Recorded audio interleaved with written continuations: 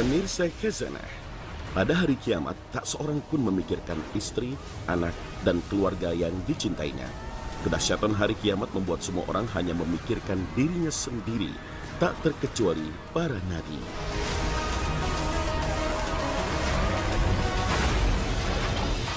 Akan tetapi, Rasul Muhammad SAW tidak demikian.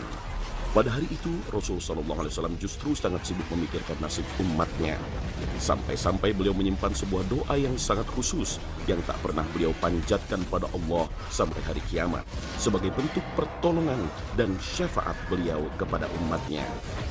Rasulullah SAW bersabda, "Sesungguhnya setiap nabi mempunyai satu doa yang mustajab. Setiap nabi sudah menggunakan doa tersebut di dunia. Aku ingin menggunakan doa itu kelak untuk memberi syafaat kepada umatku di hari kiamat. Syafaat ini insya Allah pasti akan didapatkan oleh mereka yang meninggal dari umatku dan tidak menyekutukan Allah." Hadis riwayat Muslim.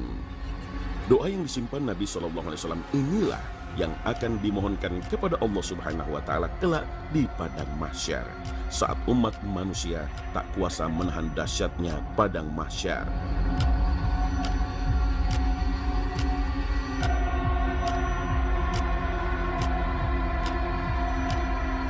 Rasul SAW menceritakan semua ini dalam hadis yang cukup panjang diriwayatkan Imam Muslim, bahwa kondisi yang tak bisa dipikul oleh manusia itu membuat masing-masing bertanya-tanya satu sama lain. Orang-orang pun mendatangi Nabi Adam agar memberikan syafaatnya di hadapan Allah Subhanahu wa Ta'ala. Akan tetapi Nabi Adam alaihissalam menolak karena tengah memikirkan dirinya sendiri yang pernah bermaksiat karena melanggar larangan Allah Subhanahu wa Ta'ala. Nabi Adam menyuruh orang-orang mendatangi Nabi Nuh alaihissalam. Kemudian mereka mendatangi Nabi Nuh. Akan tetapi Nabi Nuh juga tengah menyesali dirinya karena pernah mendoakan jelek pada umatnya. Maka atas saran Nabi Nuh, orang-orang mendatangi Nabi Ibrahim alaihissalam. Lagi-lagi Nabi Ibrahim sendiri tengah sibuk mengurus dirinya karena ucapan dusta yang telah dialaminya. Orang-orang pun pergi menemui Nabi Musa alaihissalam, tapi juga mendapatkan jawaban yang sama. Lalu mereka pun menemui Nabi Isa alaihissalam, namun juga mendapatkan jawaban yang sama. Maka atas saran Nabi Isa alaihissalam, orang-orang pun menemui Nabi Muhammad SAW. Dalam riwayat Bukhari dan Muslim di akhir hadis ini, Nabi SAW bersabda, "Aku pun meminta izin kepada Robku.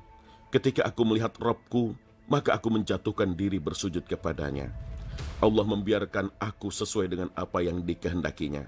Kemudian Allah mengatakan kepadaku, 'Angkat kepalamu, mintalah. Niscaya engkau akan diberi. Katakanlah, niscaya perkataanmu akan didengar. Berilah syafaat. Sesungguhnya engkau diberi wewenang memberikan syafaat.' Maka aku mengangkat kepalaku, lalu aku memuji-muji Robku dengan pujian yang dia ajarkan kepadaku. Kemudian aku memberi syafaat. Namun Allah memberi batasan kepadaku dengan suatu batasan. Lalu aku mengeluarkan mereka dari neraka dan memasukkannya ke dalam surga. Kemudian aku kembali lagi kepada Allah, lalu aku menjatuhkan diri bersujud kepadanya seperti saat pertama. Demikian pula pada yang ketiga atau keempat kalinya, sehingga tak ada lagi yang tersisa di dalam neraka kecuali orang yang ditahan oleh Al-Quran." Qatadah menjelaskan maksud orang yang ditahan oleh Al-Quran di dalam neraka ialah orang yang pasti kekal di dalamnya. Hadis riwayat Bukhari dan Muslim.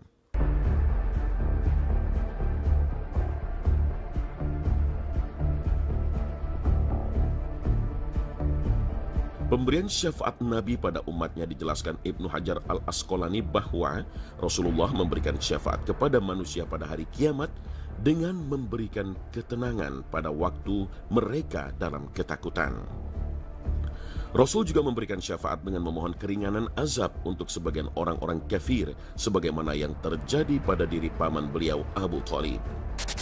Rasul juga memberikan syafaatnya dengan memohon kepada Allah untuk mengeluarkan sebagian orang mukmin dari siksa api neraka, atau memohonkan mereka untuk tidak dimasukkan ke dalam api neraka setelah ditetapkan bahwa mereka akan masuk neraka.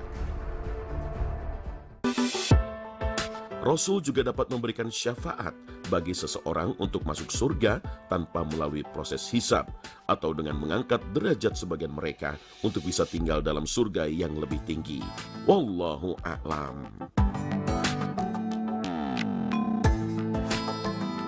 Semoga kita termasuk orang-orang yang akan mendapatkan syafaat Rasul Muhammad SAW kelak di akhirat. Amin ya rabbal alamin.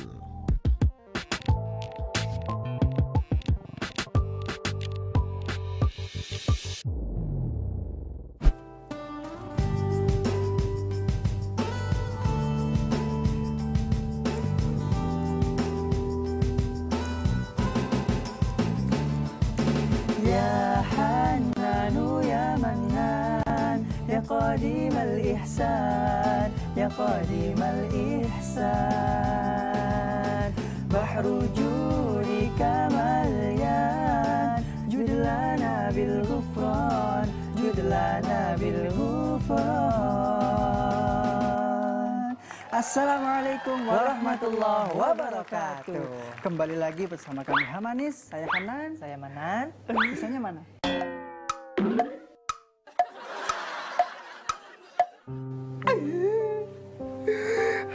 Kenapa ini nangis ya Allah? Malu tuh dilihat pemirsa di rumah. Ini lagi opening, mukanya happy, semangat, malah nangis. Si Romla.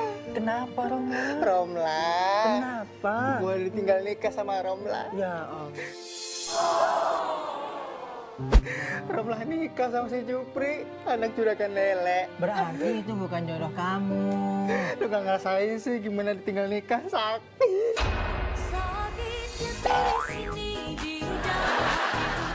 Ingat ya, ketika seseorang mencintai, kemudian Allah buat hatinya patah, itu petanda Allah sedang menyelamatkannya dari orang dan cinta yang salah. Udah gak usah nangis, simpan air matanya buat orang yang benar-benar sayang dan berjuang buat kita. Contohnya ke orang tua kita tuh. Daripada nangis begini gak ada manfaatnya, gak bisa buat memadamkan api neraka.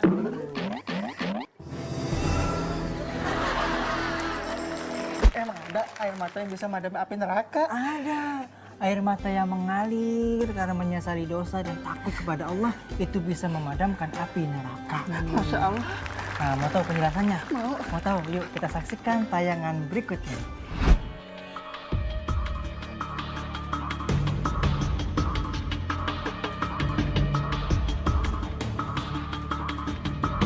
Pemirsa Khazanah, menangis karena menyesali dosa dan takut kepada Allah menjadi tanda keseriusan seorang mukmin bertaubat kepada Allah Subhanahu wa taala.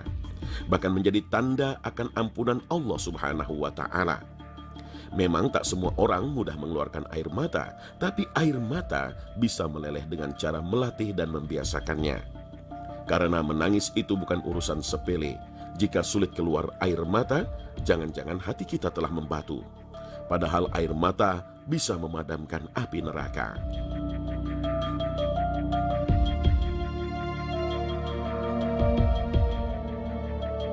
Nabi SAW bersabda, sesungguhnya Allah tidak akan menyiksa karena air mata atau kesedihan hati, tetapi akan menyiksa atau menyayangi karena ini. Beliau menunjuk lidah. Tetesan air mata karena syukur dan karena takut kepada Allah Subhanahu wa taala mampu memadamkan lautan api. Tangisan inilah yang paling jujur dan paling kuat menggambarkan hati yang takut. Tangisan karena takut kepada Allah Subhanahu wa taala inilah yang paling utama dan memiliki kemuliaan tertinggi.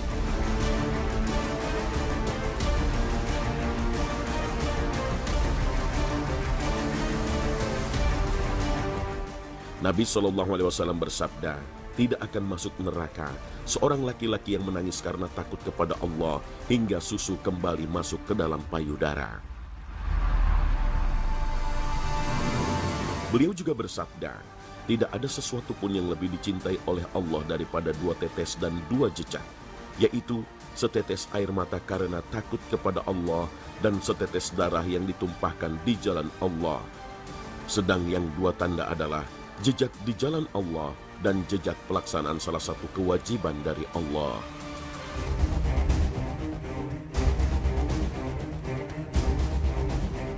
Dalam hadis lain, Rasul Shallallahu Alaihi Wasallam menjelaskan bahwa orang yang berzikir sendirian sambil berlinang air mata termasuk salah satu yang mendapatkan naungan dari Allah di saat tidak ada naungan lain selain naungannya. Ka'ab al-Ahbar, seorang sahabat Nabi, mengatakan, menangis karena takut kepada Allah hingga air mataku mengalir di kedua pipiku lebih aku sukai daripada bersedekah dengan emas seberat tubuhku.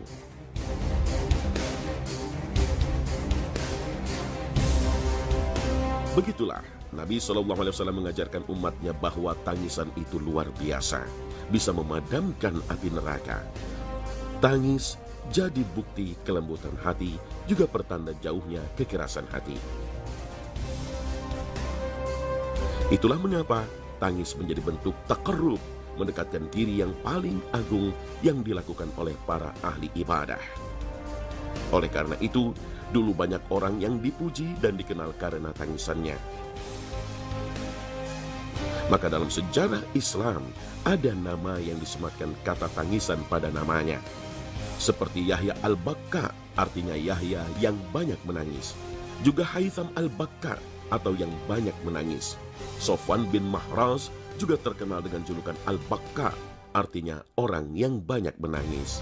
Wallahu a'lam.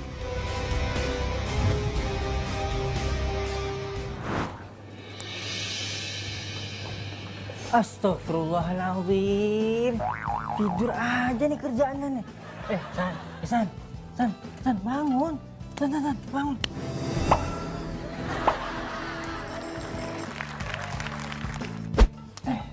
Gini. La ilaha illallah.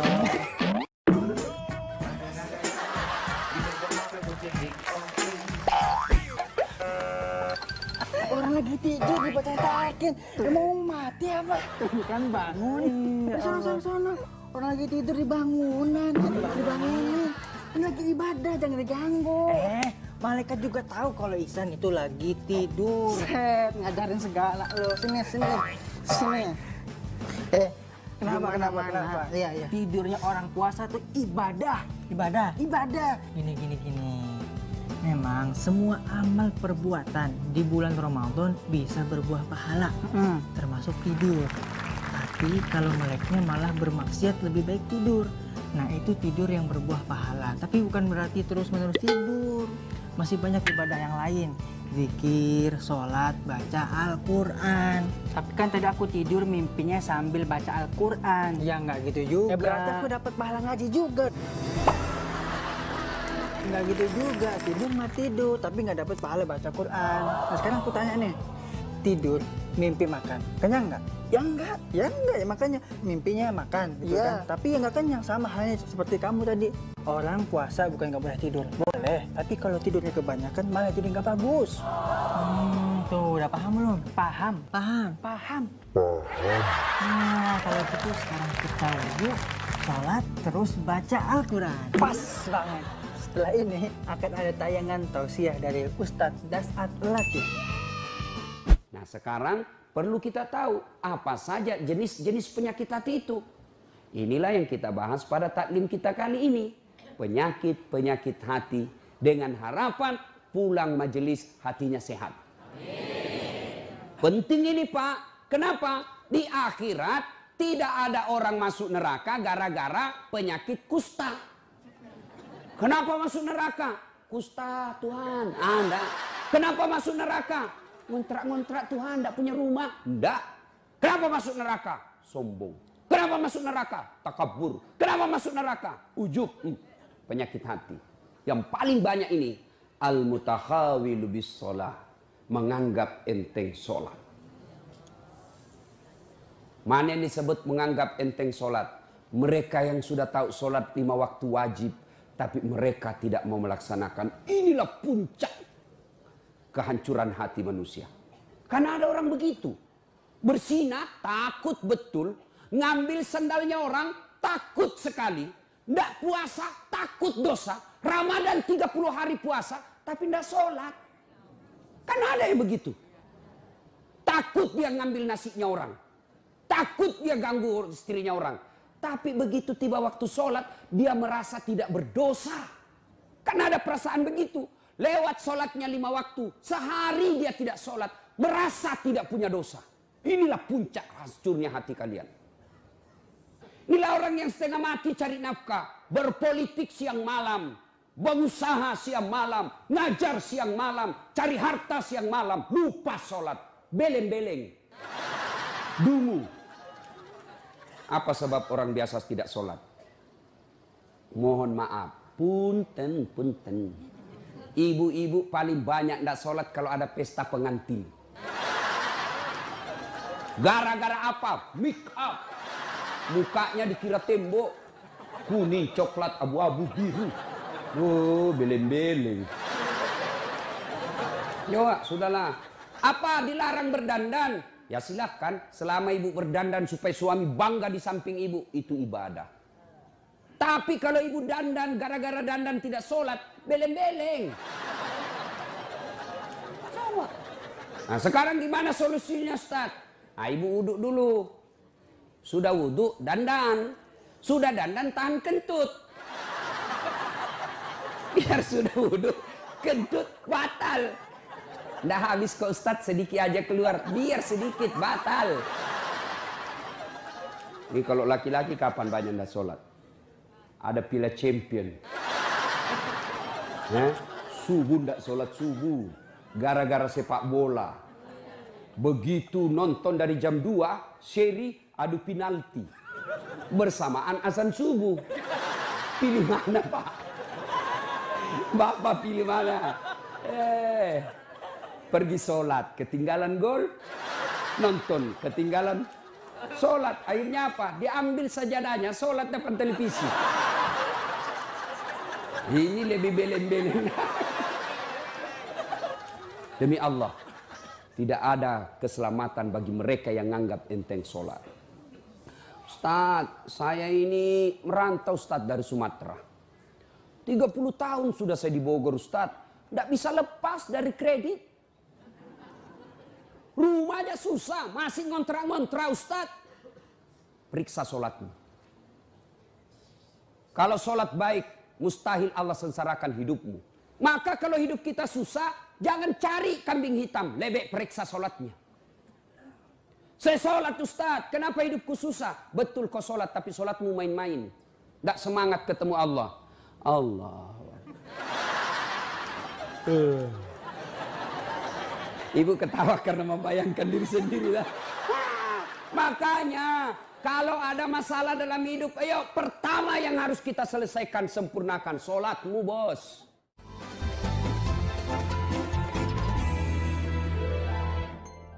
Alhamdulillah pemirsa, kita sudah berada di penghujung acara. Nah, seperti biasa, bagi pemirsa yang mau mengajukan pertanyaan bisa langsung ke akun official Hasanah Trans 7 di @hasanah_t7. Pagi-pagi duduk di sawah Sambil enak makan putu. Pemirsa, saksikan terus Hasanah hanya di Trans 7.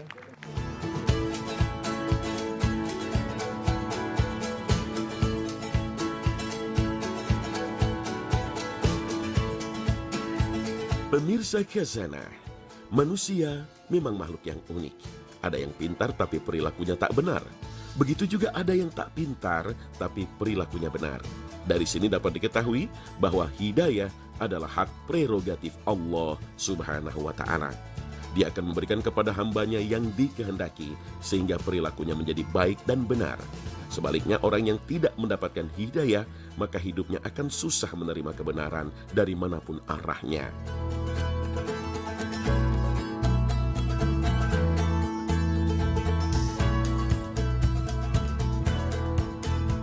Dalam surah Al-Fatihah yang setiap hari kita baca, Allah Subhanahu wa Ta'ala berfirman, Ihdinas siratal mustaqim. Tunjukkanlah kepada kami jalan yang lurus.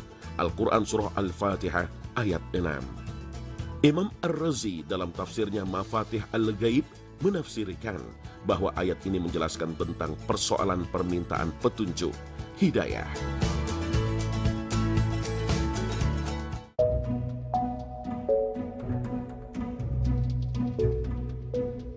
Ada dua cara seseorang akan mendapatkan hidayah dari Allah. Pertama, dengan mencari pengetahuan yang didasarkan pada dalil dan argumen yang jelas. Kedua, dengan cara mensucikan batin, hati, dan melatih diri. Untuk mengenal Allah harus menggunakan akal sehat, sehingga ia mampu berpikir akan keagungan ciptaannya. Ketika seseorang hendak mendapatkan keimanan yang mendalam, maka harus berusaha menjawab teka-teki dalam dirinya. Misalnya, manusia bisa ada wujudnya, pasti ada yang menciptakannya. Bila tak ada, maka akal tak mampu membenarkannya, serta membuktikan adanya makhluk ini menunjukkan adanya Tuhan yang telah menciptakan alam seisinya.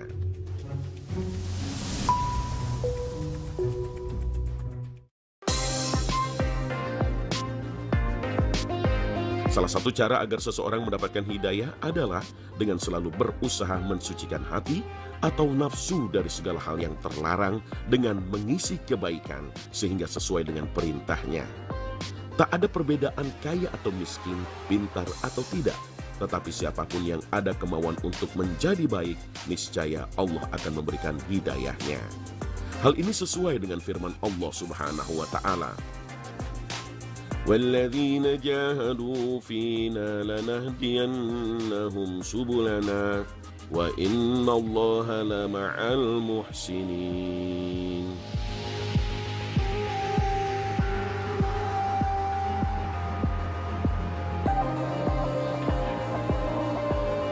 Imam Ar-Razi menafsirkan ayat ini dengan penjelasan, barang siapa yang berusaha untuk menjalankan ketaatan, maka Allah akan menunjukkan dirinya ke jalan menuju surga.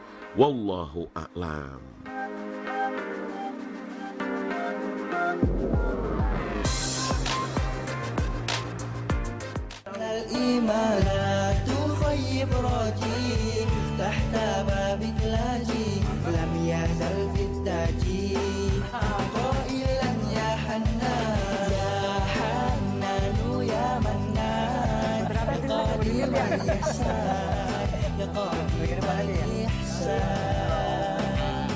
بحر جودك مليان